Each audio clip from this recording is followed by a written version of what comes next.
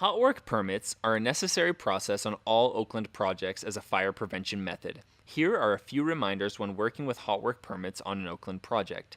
The definition of hot works is a process based off its design or function that can cause ignition of a product, material, or gaseous vapor due to direct or indirect contact. Some common examples of hot work include welding, torch cutting, burning, soldering, grinding, use of a chop saw, or use of a demo saw.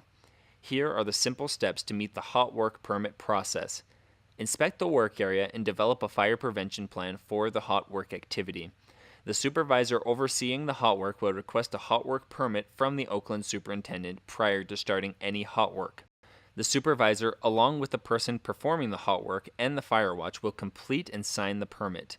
The top copy is then given to the Oakland superintendent and posted in the Oakland job trailer. The actual permit is then attached to the equipment where the hot work is occurring. All supervisors shall review the requirements listed on the hot work permit as well as the requirements of the supervisor's fire prevention plan with the employees conducting the hot work and the fire watch.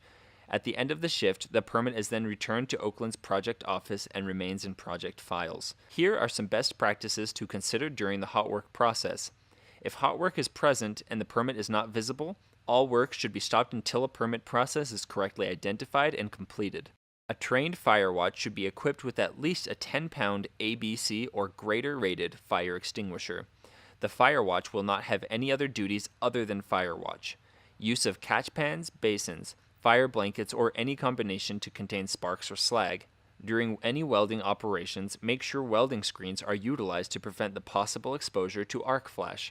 Ensure that there is enough mechanical ventilation provided whenever welding or cutting operations are performed inside to ensure appropriate air exchange.